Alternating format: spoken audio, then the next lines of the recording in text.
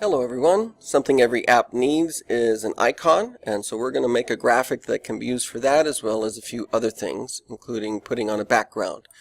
Let's go ahead and create a new, let me cancel this, file new, and I'd like us to call this our initials, because that's what we're going to use just so that we can show you how to turn text into artwork. So for what we want for an icon is going to be a square graphic. And so I think 1024 by 1024 will work pretty well. We're going to go ahead and do transparent background and go from there. The icon size, the final one, is going to be 512 by 512, so we would shrink this down afterwards. But let's go ahead and show you how to make something this big. So we're going to use the T for typing tool, and instead of drawing a corral like we normally do, we just want to click once and then put that initial on there. So I'm going to start off with the letter M and highlight it. Notice that at 12 point size, it is way too small to see on this large graphic. If I move to 72, that's still way too small. So just type in some numbers here like 500 to get us in the ballpark. The other thing I'd like you to know is checking out fonts is fairly easy. If you click in that box, and then you can just cycle down with the down cursor or up and look for a font that's going to be able to hold some effects fairly well. Something like this. Large, thick font is going to do great here. So let's make this a little bit bigger. I want enough room to fit 2 of these letters on the screen, so I've got some room left over here. So I'm going to go ahead and move that, not put it right up to the edge, because we're going to be adding some effects that may leak over. So it can be a little closer, but not so close that a shadow or a glow or something that would go off the screen. Let's go ahead and type another letter. I'm going to put my H on there. So T for typing tool, it'll remember the last one. And so some things you could do would be to line them up, or I'm just going to put them like this for right now. Now we're going to do some effects on this layer. So I'm going to start off with the M and right click on it. Doesn't matter what color it was, because with these blending options, we're actually going to change that right off the bat. So I'm going to move this over to the right a little bit so you can see what happens to the letter as I do it. And we'll start with something like a gradient overlay.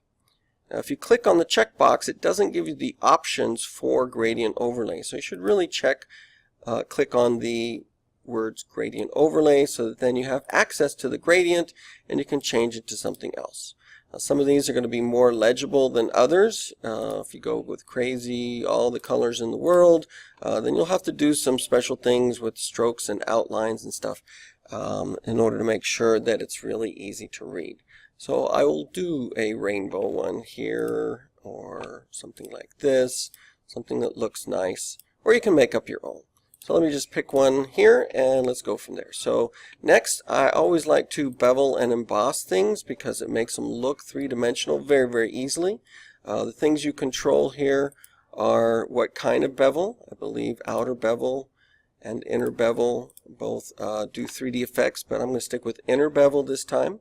You can see that there's a highlight color and a shadow color, defaulting to white and black, so you can see it's lighter up here and darker down there.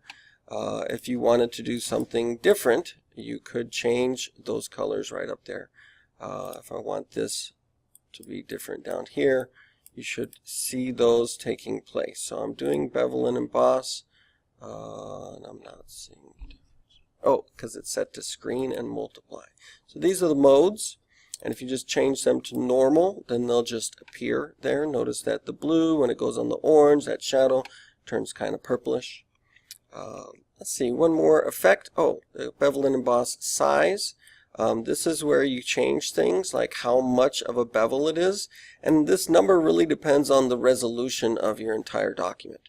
So should you go too far, we really lose that 3D effect. If it's too small, it's undetectable. So you just kind of have to move these two around, the size, and then you can soften that. There are even some other contours that are fun to play around with sometimes. Try out some different, you can make your own. Some of them are rather jaggedy, and look at how different that look is just depending on what the contour turns out to be. So let's go with something interesting like that perhaps. Changes the whole look a little bit.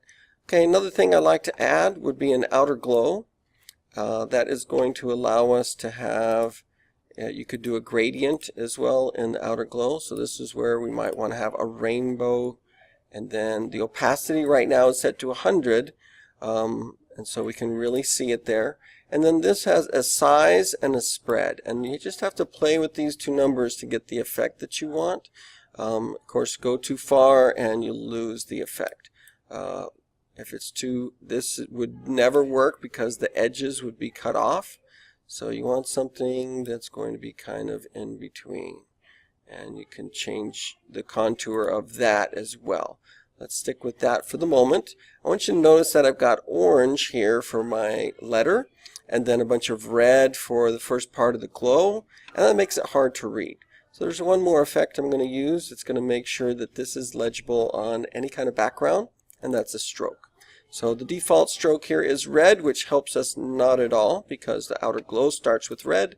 So it's usually either black or white to really help your letter be legible on any background. So I'm going to increase the size. Notice that's going to the inside. That's one option you could do. You could also do an outside one. So you can see that I would easily wipe out the glow.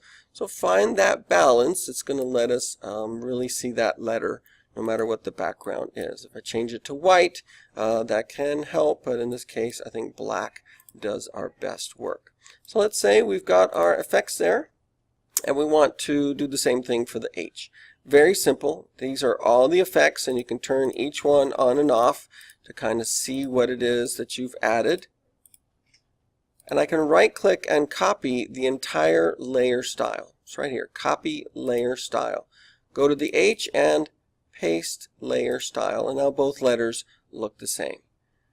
So that is a basic graphic. I'm going to go ahead and save this. This is my initials PSD, so that I'm going to keep that because this is going to be for my App Inventor assets.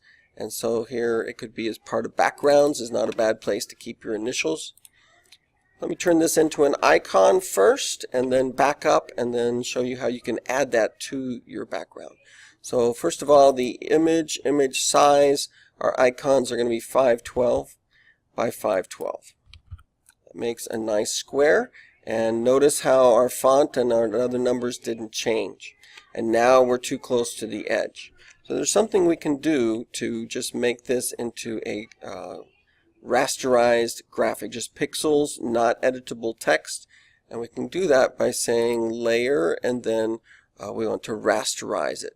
So we're going to rasterize this layer style right into it, and now notice how the H is still there, but it's just a set of pixels. So I do the same thing for this layer, and rasterize it. I now have these two guys right here, and now when I say image size and I change it down to 512 by 512, the glow, everything, it just shrinks it down. And we don't, the font size and the numbers for the glow, they don't matter anymore because they're gone. So this would be an icon. Always save your icons as a PNG so that the transparency that's here will really show up. And we can call this initials and then icon. I like to put that in all caps. Graphics that are going into App Inventor can be dashes and underlines. Those are the only special characters that are known to be safe all the time. So I'm going to go ahead and save my icon, and then I can either close this without saving and reopen initials. I can go to my history, or I can just Control Z, Alt Control Z, undo until I have my H and my M with all of those effects. Let me close those up for you because I also want to show you how to put these over here on a background and keep those layer styles. I go to Window, Arrange, and I can tile. Either one of these will work, but if I can see both of them, it makes it very easy. Instead of copy paste, I can take the M and drop it over there. Remember, the width of our background was 1080, so something that's made at 1024 works rather nicely. We should be able to move that right into place. Here's the H, also going to move it over here. Oh, select the H layer, and then I can move it. And that gives me options like, oh, let me put them side by side instead. or let's do this first. If you put the name on the name, you can then have only one of them visible. If I look at my layers, see the H and the M there? So I can take the M and I can nudge it over to the left a little more. And I can take the H and I can bring that over as well, kind of center it. Or I could have it staggered or have the M lower. You have some options there, and you can even like go back and say, what would I like to do differently?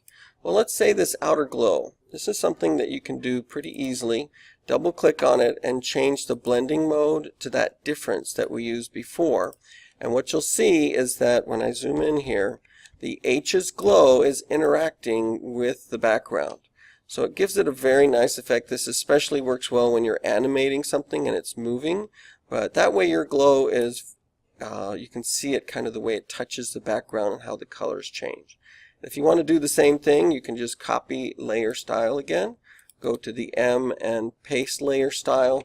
And now you've got something fairly unique right there to go. You could save this JPEG as a background and use that directly.